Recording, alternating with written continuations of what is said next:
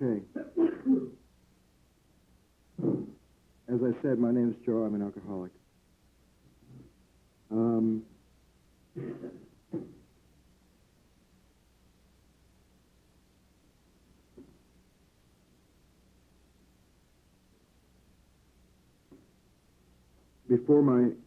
Before my exposure to this book, I sat around in meetings for about 4.5 months. I left my 10th treatment center, and I left with a little different feeling than I had left with the other 9 times. And when I left the penitentiary, I was scared. I wasn't cocky.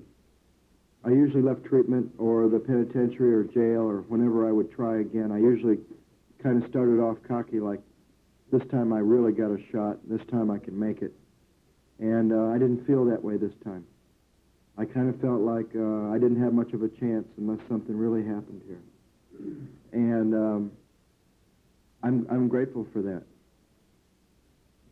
Because I think I experienced the first step to a certain degree before I really started to hear about it, before I really started to look at it.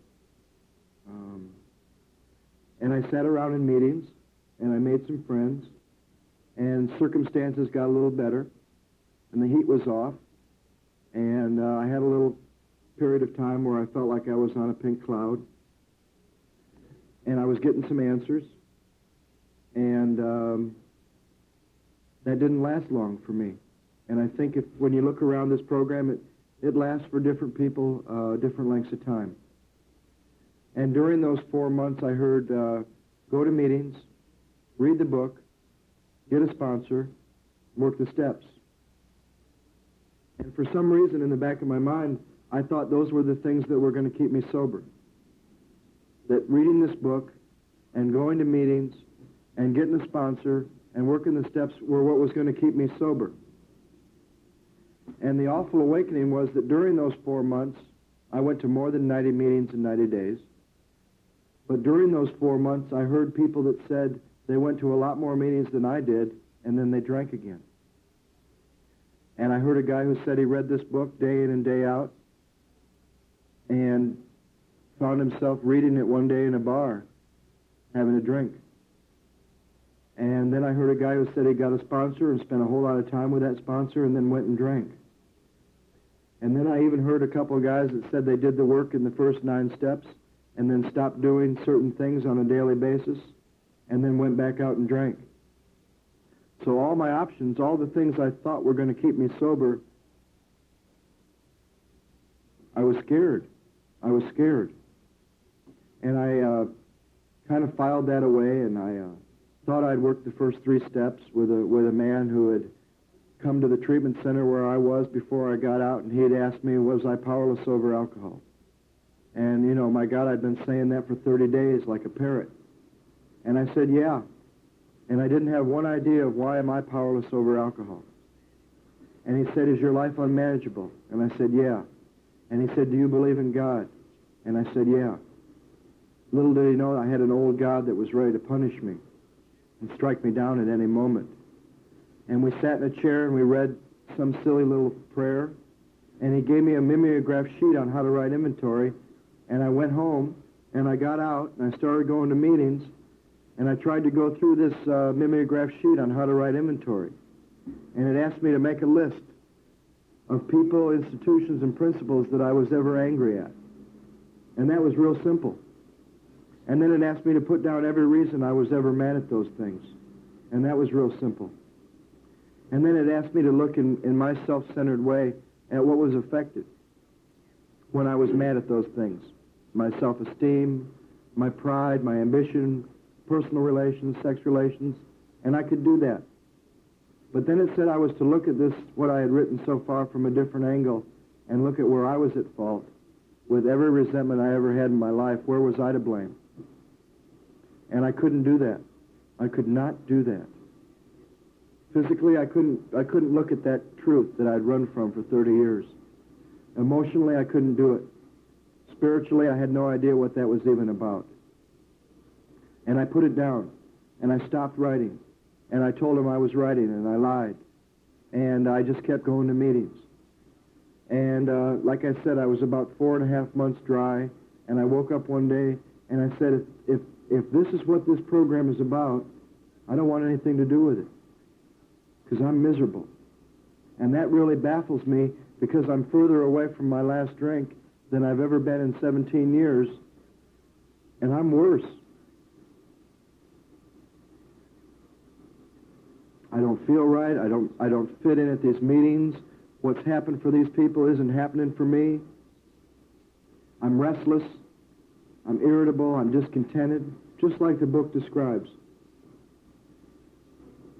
And instead of going drinking that day, which I was real close to doing, I got on my knees and I said a prayer. And I felt like I was literally directed to go out to this guy's house that I'd heard in my very first meeting. And his story was so much like mine when I first heard it that it scared me. He'd felt the way I did as a kid.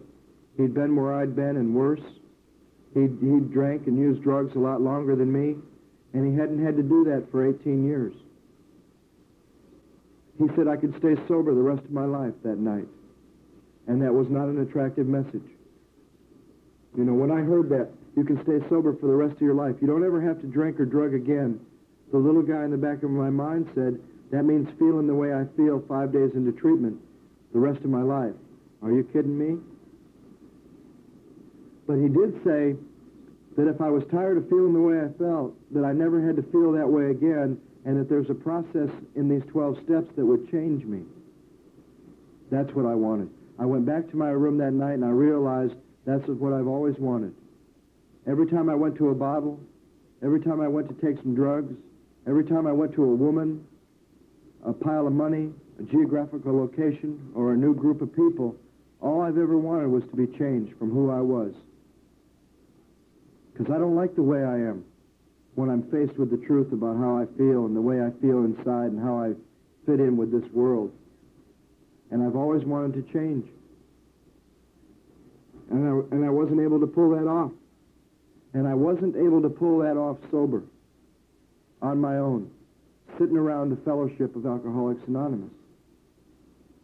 So I went out to his house, and I told him where I was at. And I said, I'm really scared because I thought meetings and this book and a sponsor and working these steps were what was going to keep me sober. And I've heard all these people that didn't work for. And he chuckled. And he said, that's because meetings by themselves and this book by itself. And he certainly couldn't. And these steps by themselves were not what was going to keep me sober. He said, but if you don't go to meetings and don't read this book and don't work these steps with someone that knows how to work these steps and do that, you probably won't find a power that'll keep you sober. That made sense. Meetings of Alcoholics Anonymous do not keep me sober. But when I was new, that was all I had. And I thought that going to meetings of Alcoholics Anonymous meant that I was in the program. I also thought that everybody I saw in AA meetings was there for the same reason, to get well. And I also thought everything I was going to hear in AA meetings was AA. And none of those things were true. Believe it or not, not everybody you're going to see in AA is there to get well. Some people are there for women. Some people are there to get money, jobs, get the family back, impress the parole officer. A lot of different reasons. And everything you hear in Alcoholics Anonymous is not AA.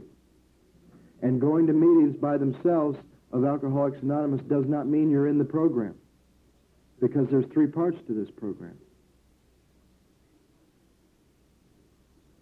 And I had a little better understanding of what was going to be required of me to stay sober.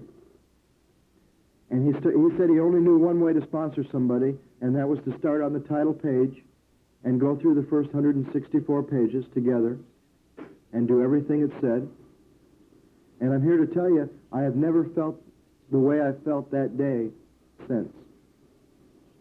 Now, every day hasn't been a wonderful bed of roses, but I have never felt alone the way I did when I got to his house that day since. He turned to the title page of this book, and just talking about that silly little circle with a triangle that so many of us, including myself, take for granted, the whole program opened up to me. It literally opened up to me. Because he talked about that triangle. You know, a lot of people say that the promises are on page 83. And there are some great promises on page 83, halfway through the 9th step. But there are also some great promises at each step. And there's a promise on this first page. You know, if somebody came to this program and they absolutely knew that what they suffered from was alcoholism, and you opened this book to the title page and you saw the story of how many thousands of men and women have recovered from alcoholism, that would give you some hope. And I think anything that gives me hope as an alcoholic is a promise. He started to talk to me about that circle with a triangle. And he asked me, did I know where do you find unity? And I said, I knew enough about the program at that time to be dangerous, not only to myself, but to everybody around me. And I said, you find unity in the fellowship. Going to meetings, cleaning ashtrays, picking up chairs, going to coffee and dances and conventions, everything we do with people in AA. And he said, are you in that part of the program? And I said, yeah. And he said, what's the only requirement to be a member of that part of the program? And I said, a desire to stop drinking. And he said, right. But he then turned to page 20, where it says,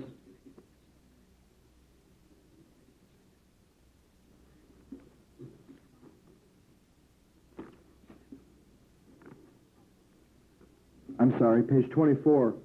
The top of page 24 says, at a certain point in the drinking of every alcoholic, he passes into a state where the most powerful desire to stop drinking is of absolutely no avail. And you know what dawned on me that day? Having met the only requirement to be a member of the fellowship is not, never has been, and never will be the only requirement for me to stay sober. You see, I think the little guy in the back of my head thought, if I meet the only requirement to be a member, that'll be the only requirement to stay sober. And I saw that my strongest desire lasted about 28 days. A couple times. My strongest desire took me out of a parole officer's office, across the street, into a bar with every sufficient reason not to drink, and I picked up a drink, knowing everything that could possibly happen. And I saw that the only requirement to be a member was not the only requirement to stay sober. And that scared me. But I did see that I'm in that part of the program. I'm in the fellowship. He said, what about recovery? Where do you find that? I said, well, you find it on the wall where they write the 12 steps. He said, well, yeah, they put the 12 steps up there, but where you find recovery is in the first 164 pages of this book, as manifested in the eyes of the people in these rooms and the way they're living their lives who have done this work. You see, the words in this book don't mean a thing if there's not somebody when I got here who's living those promises. The words don't mean a thing. He said, are you in that part of the program?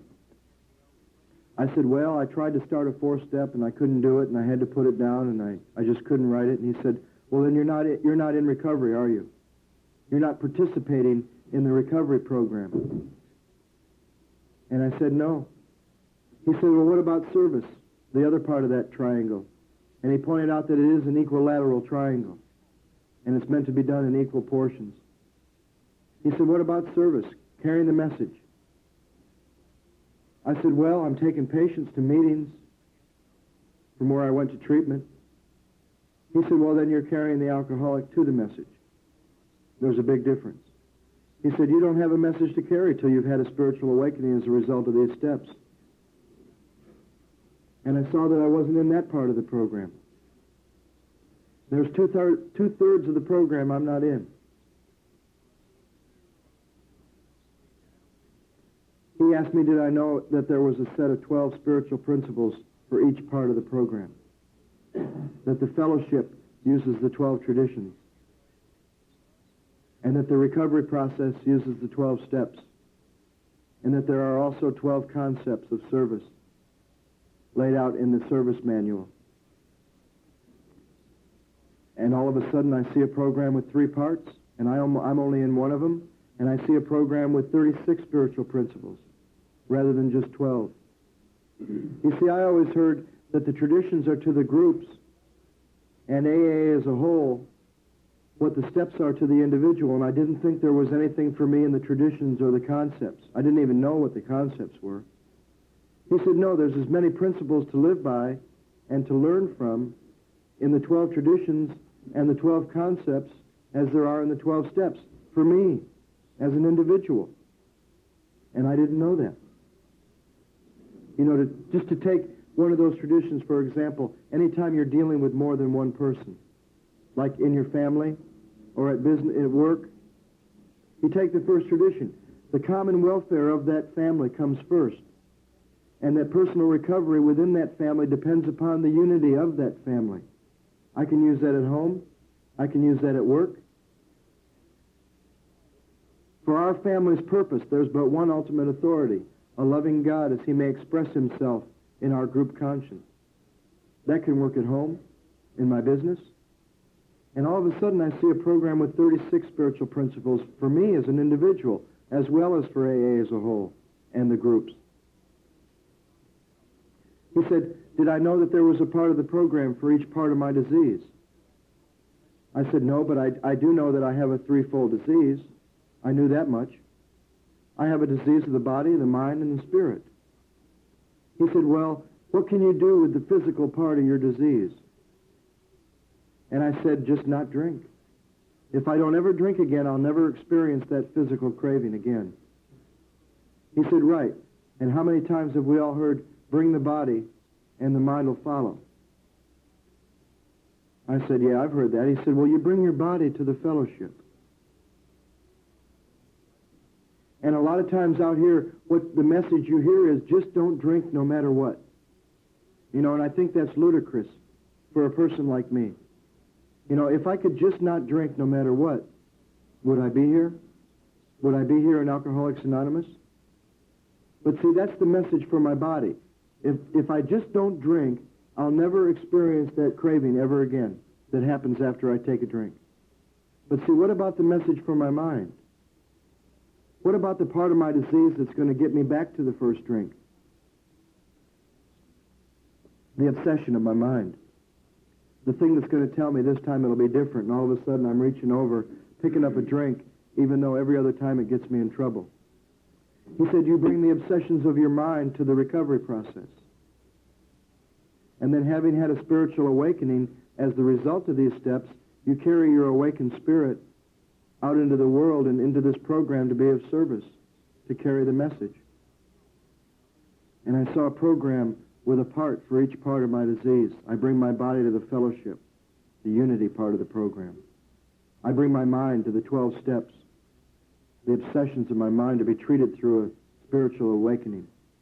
And I take my awakened spirit out into the world and into this program to be of service.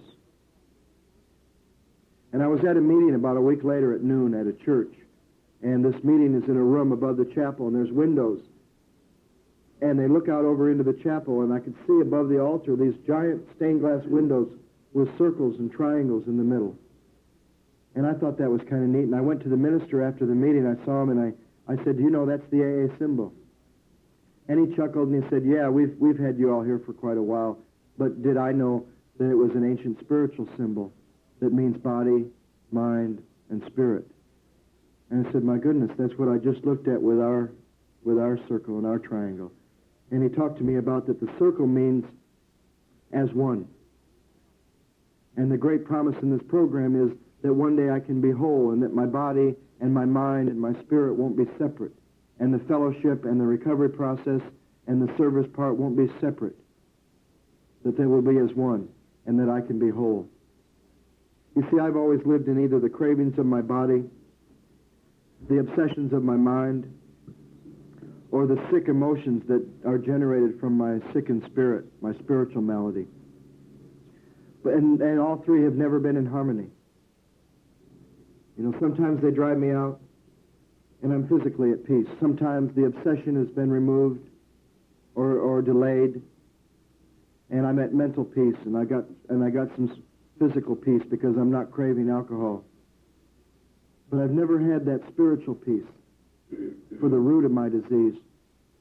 And they said that that circle means that I could one day be whole and in harmony as one in the program and in and of myself. And just hearing about the triangle opened this program up to me. You know? We took a look at the table of contents. And, you know, and who in the world would think that there's anything to learn from a table of contents? You know, that just tells you each chapter, what page it's on. But they began to talk to me about that this is a textbook. You know, not a novel. I knew about reading novels in the penitentiary. I read a lot of novels, a lot of different kinds of books.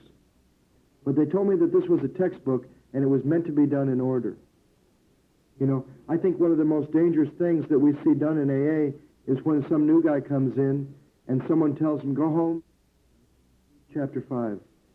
And you go home and you turn to chapter 5 and you try to read how it works, and you hear it read in meetings all the time when you're new, and it just doesn't really make any sense. You know? And I was told a textbook is a book designed to transmit information under the assumption that you and I don't know anything at all about the topic. And if you and I knew anything at all about staying sober, we certainly wouldn't be here. And that maybe I should start with addition, and then do subtraction, and then multiplication, and then division, and when I got to chapter 5 on algebra, I might know a little bit about how to do algebra.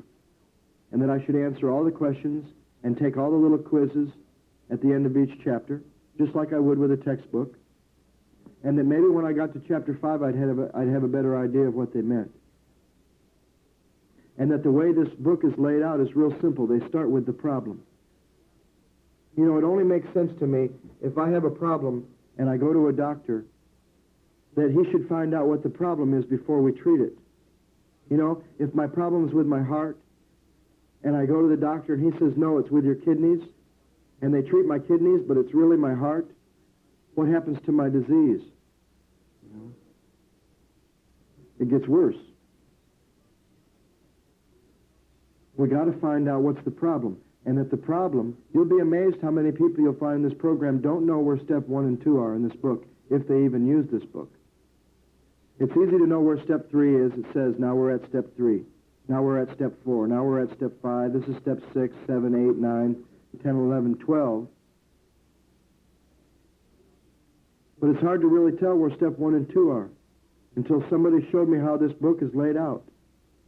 And that we were going to find the problem, step 1, the foundation of recovery, in the doctor's opinion, Bill's story, there is a solution, and more about alcoholism.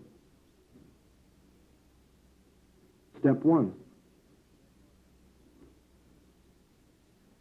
We were going to find the solution, step 2, in We Agnostic.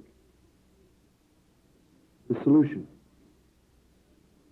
And we were going to find directions on how to find that solution, step 3 through 12, in how it works, into action, and working with others.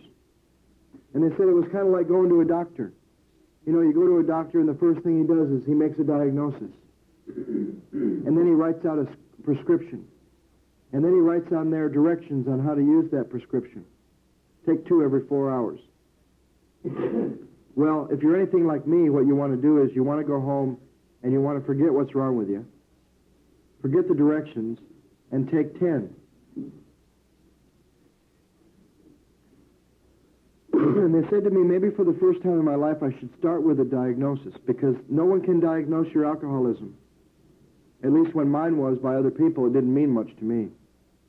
Doctors told me, psychiatrists told me, therapists. But until I conceded to my innermost self, it never meant anything. So this was going to be a self-diagnosis. I was going to get the prescription in step 2. And then I was going to be given directions on how to use that prescription precisely, step by step, in 3 through 12. So I started to see the way this book was laid out, and that we should start with the problem.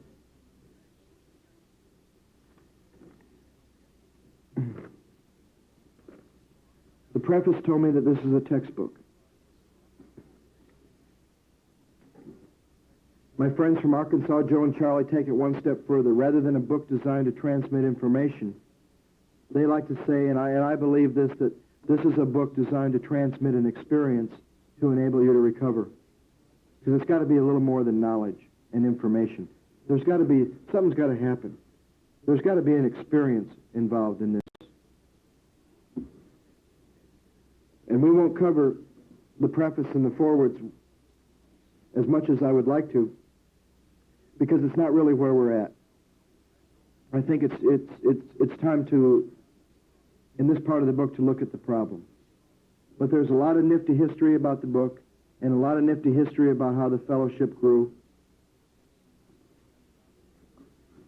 But they did tell me that the most important word in that preface was text. Because this book has become the basic text for our society and has helped such large numbers of alcoholic men and women to recovery, there exists a sentiment against any radical changes being made in it. Therefore, the first portion of this volume, describing the AA recovery program, has been left untouched. That tells me the first part of this book is where the AA recovery program is. It talks about what was left intact, the doctor's opinion, what they put in the second edition, why they added new stories. At the end of that preface on page XII, there is a question that I think is very important. It talks about, we hope you'll pause in reading and ask yourself, has this happened to me? Or more important, have I felt like that? Or most important, yes, I believe this program can work for me too. I think that that's a question that needs to be answered somewhere in the first two steps before we really make a decision and a commitment to this program. I think that's something I needed to answer for myself. Do I believe this program can work for me? The foreword to the first edition says that we of Alcoholics Anonymous are more than 100 men and women who have recovered from a seemingly hopeless state of mind and body. To show other alcoholics precisely how we have recovered is the main purpose of this book. For them, we hope these pages will prove so convincing that no further authentication will be necessary. We think this account of our experience will help everyone to better understand the alcoholic. Many do not comprehend that the alcoholic is a very sick person, and besides, we are sure that our way of living, not our way to quit drinking, our way of living has its advantages for all. Of course, this is a way to quit drinking, but I had to quit drinking first. This is a way to stay stopped and a way of living, a design for living, a manner of life that really works. See, I need more than just take the booze and the drugs away. Because, see, then I'm left with all that stuff that goes on when I don't have my booze, that spiritual malady that I suffer from. You know?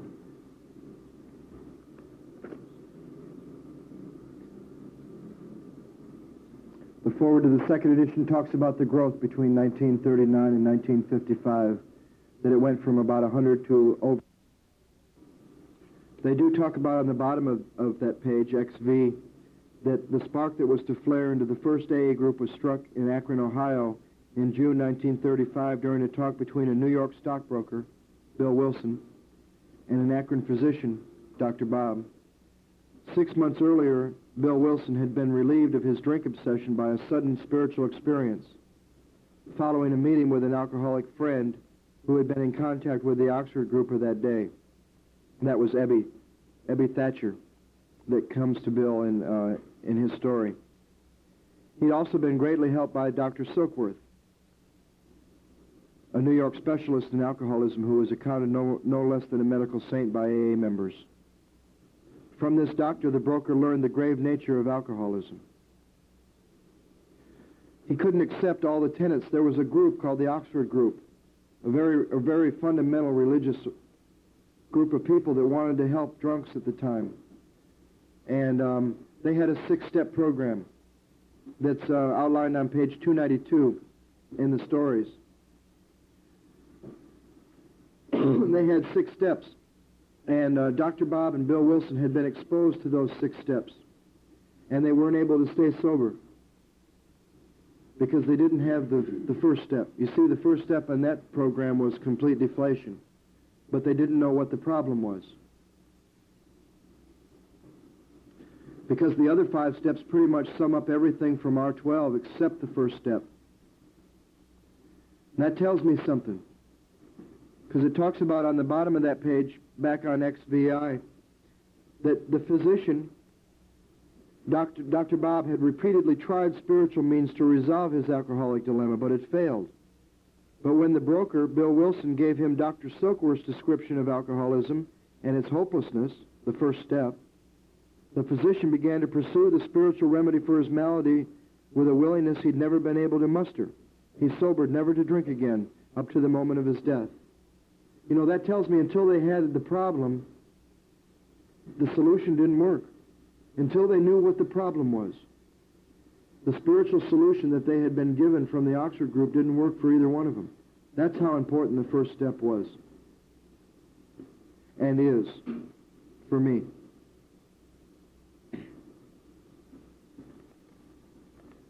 There's some more history in there about the growth of the fellowship.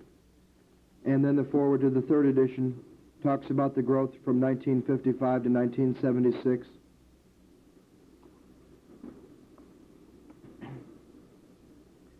And all of a sudden we're at the doctor's opinion.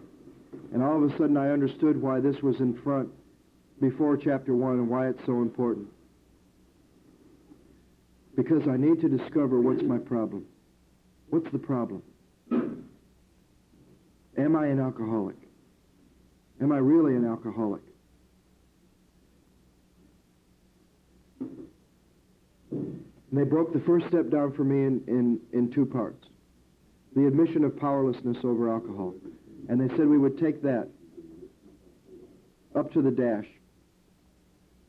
The admission of powerlessness over alcohol, we would take that in 2 parts. And we would look at why am I powerless over alcohol physically, and why am I powerless over alcohol mentally? And that we would take one at a time. You see, I get too scattered when I'm looking at my body and the mind, and I'm thinking about step 2, and I'm worried about the 3rd step, and I'm not sure if I can write an inventory, and I'm worried about making amends. They kept me centered in the work. And they kept me centered on why is Joe powerless over alcohol physically after he puts a drink in his system. They talked to me about the word disease. And I needed a real practical definition that I could look at. And they talked about a disease is a condition that separates me from health. A condition that separates me from health. In our case, it's a physical and a mental and a spiritual disease that separates us from health. So what would health be? Health would be physical, mental, and spiritual ease and comfort. So what's my sickness?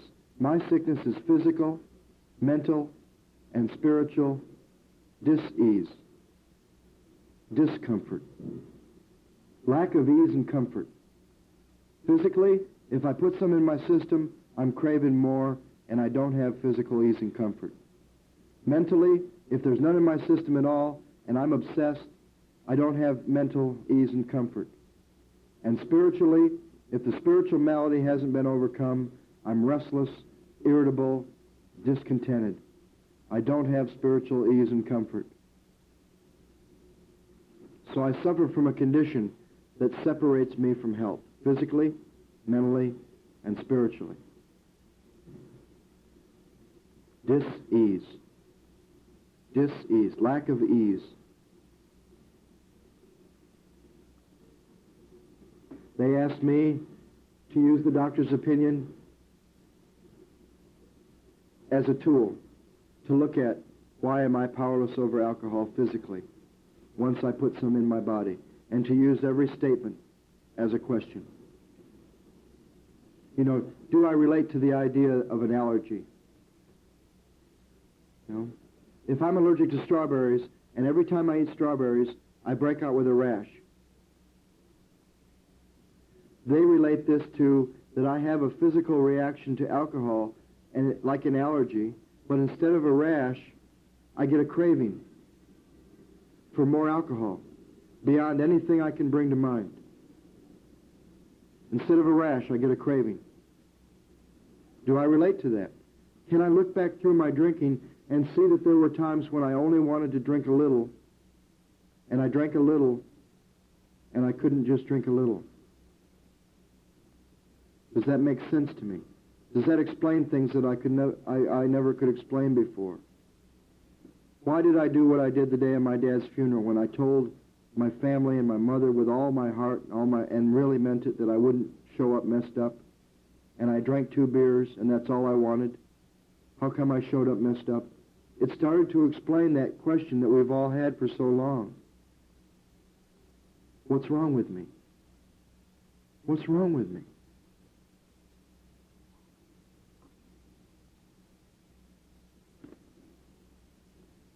Page XXIV talks about we who have suffered alcoholic torture must believe that the body of the alcoholic in that mind. That's a must.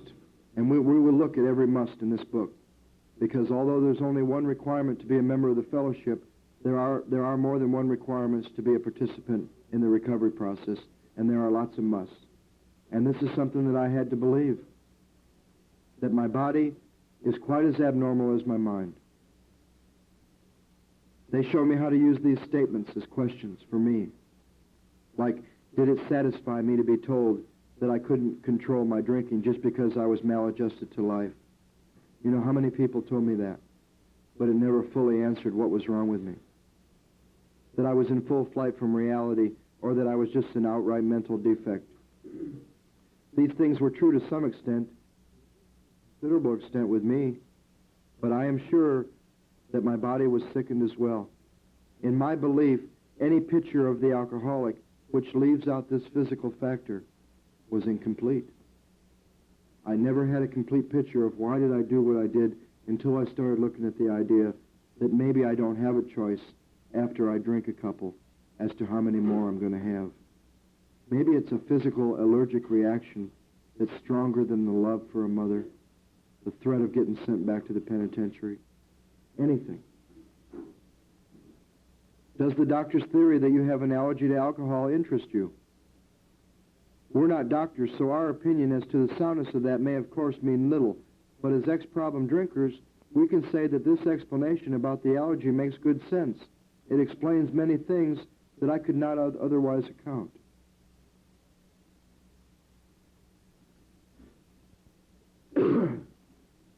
There's a paragraph on the next page that really shows me why it was so important for somebody to sit down and read this book with me and not just read it on my own. Somebody that had experience with it.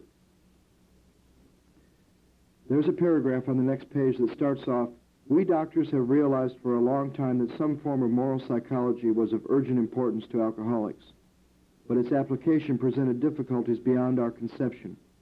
What with our ultra-modern standards, our scientific approach to everything, we are perhaps not well equipped to apply the power of good that lies outside our synthetic knowledge. And I read that and I don't understand what they're talking about until 2 words were explained to me. And then I read that paragraph and I understand what they mean. They told me that moral psychology was a doctor's way of saying a spiritual experience, and that the powers of good was a doctor's way of saying the power of God, and that every time they used our, O-U-R, they meant doctors. So I read that again, and it makes absolute sense. We doctors have realized for a long time that some form of a spiritual experience was of urgent importance to alcoholics, but the application of a spiritual experience presented difficulties beyond a doctor's conception.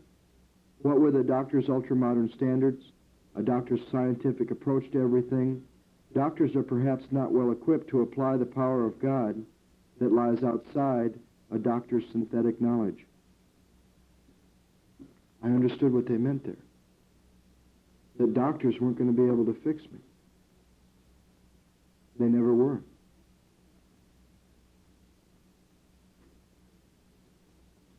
The next page is probably the most important paragraph where we're at right now. We're reminding ourselves we're looking at the body. We're looking at powerlessness physically after a drink's been taken. That first paragraph says, we believe, and so suggested a few years ago, that the action of alcohol, when I put alcohol in my body, on these chronic alcoholics, is a manifestation of an allergy. The manifestation of that allergy is a phenomenon of craving, and it's limited to this class and never occurs in the average temperate drinker. Okay? If it never occurs in the average drinker, never, and it's ever occurred in me, I'm not them. I'm not one of them. These allergic types can never safely use alcohol in any form at all, and once having formed the habit and found they cannot break it, once having lost their self-confidence, their reliance upon things human, their problems pile up on them and become astonishingly difficult to solve. Boy, did I relate to that. That's me. And I was told if those bottom 6 lines are true, the reason is the top part. Because when I put alcohol in my body, something happens that's similar to an allergy, and it makes a craving for more. Frothy emotional appeal seldom suffices, either mine or theirs. The wife yelling, screaming, and crying, the emotional judge, the therapist yelling and screaming in my face, the mother crying, and my own frothy emotional appeal.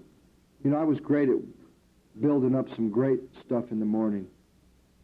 Guilt, remorse, what I did the night before, to come up with a resolution not to drink that day. Frothy emotional appeal never worked.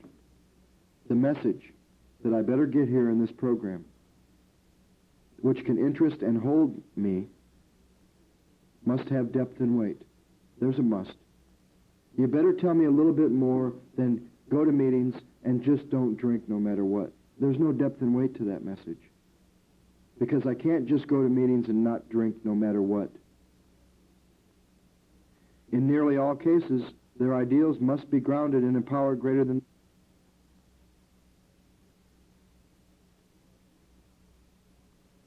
Their ideals must be grounded in a power greater than themselves if they are to recreate their lives. There's another must. But that's also one heck of a promise. Because if I read that the other way, if my ideals are grounded in a power greater than myself, I get to recreate my life. How many of us have said to ourselves, if I could only go back to when I was 20, or if I could only go back to when I was 18, or if I could only start again? The great promise here is that I get to start over. I get to really get to a place in my life where I've cleaned up enough of the wreckage of the past, where I can start over with a family, damage that I never thought could possibly be repaired. All kinds of damage I never thought could be repaired, and I get to start over. I get a fresh start. The bottom paragraph on that page is very important. He's going to pinpoint some real things, along with what he's just identified at the top of that page about the allergy and the craving. He tells me why we drink. He says men and women drink essentially because they like the effect produced by alcohol. You know, did any of us ever drink for any other reason? Because it was a wonderful, lovely thing to do and I just loved the taste so much? No, I drank for the effect. I drank for that boom, that thing that it did. The sensation, though, what that booze is going to do to me is so tricky, that feeling that I'm going for, that even after a while, I know it's hurting me. I can't, after a time, differentiate the true from the false. After about my 5th treatment center, and having studied this stuff for a little while, I knew what it was doing to me physically. and mentally and emotionally. And I knew what it was doing to my family, but that thing that I was going to get from it was so tricky, so strong, so cunning, baffling, and powerful that it would get me to go for that sensation, even though I knew it was hurting me. See, I can't tell the difference between the truth and the false. What I do with the truth is unbelievable. They call it denial, or justification, or rationalization, depending on how much you're spending at the time. My sponsor didn't charge me a cent, and he called it lying to myself. I twist the truth. I take the truth in here, and I play with it for 5 or 10 seconds, and by the time it gets down here, it's not the truth anymore. And I can drink on it. Or I can spit it back out at you, and it's no longer the truth. To me, my alcoholic life seemed the only normal one. I needed to know that by them, they didn't mean these people out here, they meant me. Because I knew to them, my life didn't seem normal. But to me, it seemed like the only thing I could do. And then they described me. I'm restless, irritable, and discontented. And unless I can again experience the sense of ease and comfort that I used to get by taking drinks which I see others taking with impunity, take it or leave it, I will succumb to the desire again. I'll take a drink, the phenomenon of craving will develop, and I'll pass through the well-known stages of a spree, emerging remorseful with a firm resolution not to drink again. This will be repeated over and over, and unless I can experience an entire psychic change, there's very little hope for my recovery. If I don't find the same things I used to get from booze and drugs, ease and comfort, if I don't find that and more in this recovery process, it tells me right there exactly what will happen. And that there's very little hope for my recovery unless I can find that.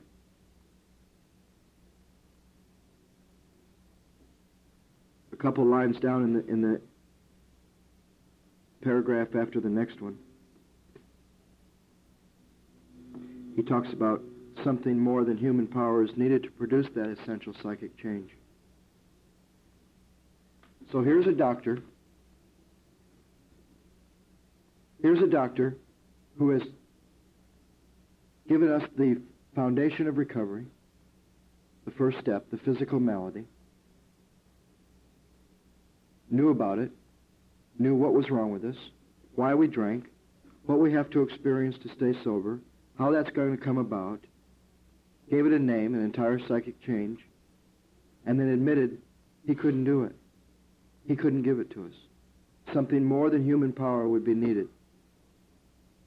That's kind of scary, because this was the number one doctor they could go to at the time who was dealing with alcoholics.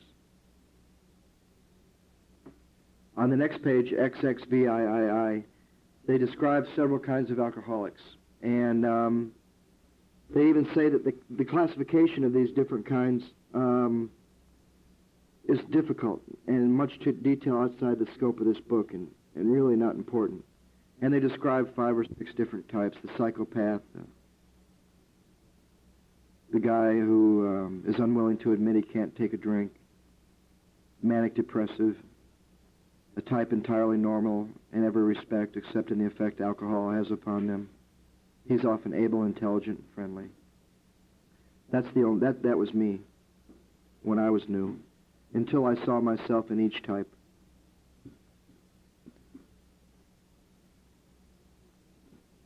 The top of that page, there's another important point where they talk about a guy who things are going his way, and a business deal is getting ready to get settled the way he wants it to be, favorably.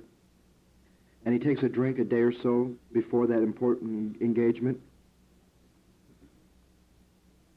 And the phenomenon of craving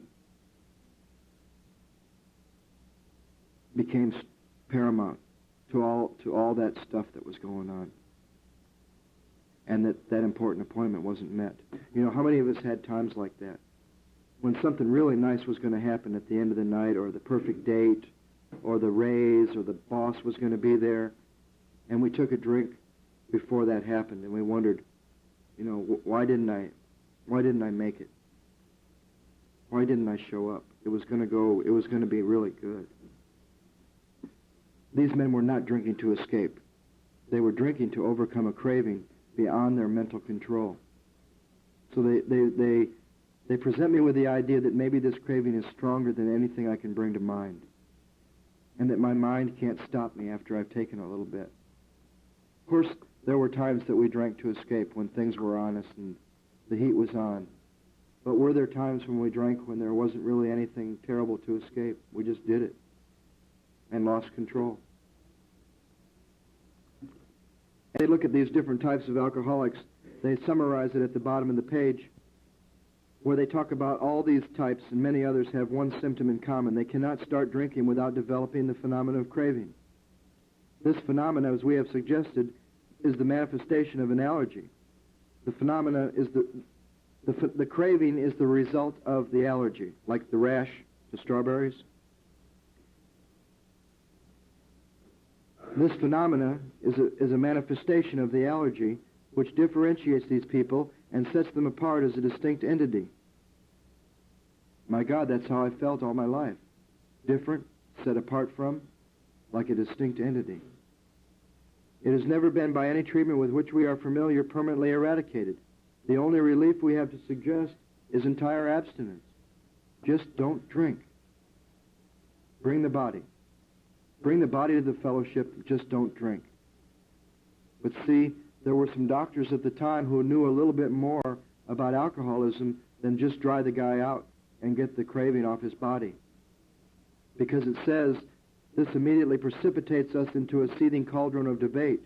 Much has been written pro and con, but among physicians, the general seems to be that most chronic alcoholics are doomed because they knew there was a mind.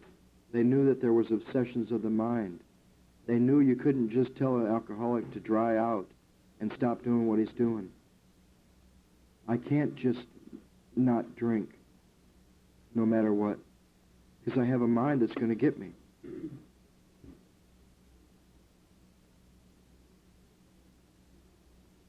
So I use the statements, I use the ideas in the doctor's opinion to look at me. Is this me? Does this fit me? Do I relate to the idea of a craving after I put some in my system? My next question was, why is Bill's story chapter 1, and then they put Dr. Bob way back here? And I was told that they put Bill's story up there in the front because it could be used as a tool for me to look at my life.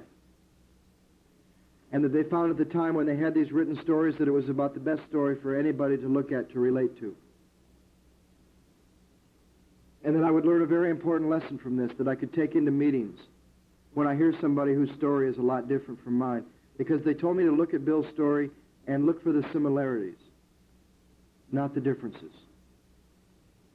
You see, Bill was a stockbroker, and he went to war, and he was married, and I was none of those things, and I want to disregard the whole story. So they told me to take the first 8 pages of Bill's story and mark everything that I could relate to, the similarities, in 3 different areas. The way he thought, the way he drank, and the way he felt. I've seen women go through the first 8 pages of Bill's story and mark 3/4 of it. It's amazing what I can relate to when I put aside the differences and look for the similarities. And they said I should ask one question. Was I as hopeless as Bill? Not to read the next 8 pages of his story about his recovery, because I would only compare mine with his. And he went through the first 8 steps in one night. And it happened in a sudden, spectacular way. But that when I had done what Bill did in the first 8 steps, I could go back and look at his recovery and relate to just as much as I did from his disease. So I was told to look at the first 8 pages of Bill's story and then go on to page 17. And when I read the first paragraph on page 17, I absolutely saw why they wanted me to answer that question. Was I as hopeless as Bill?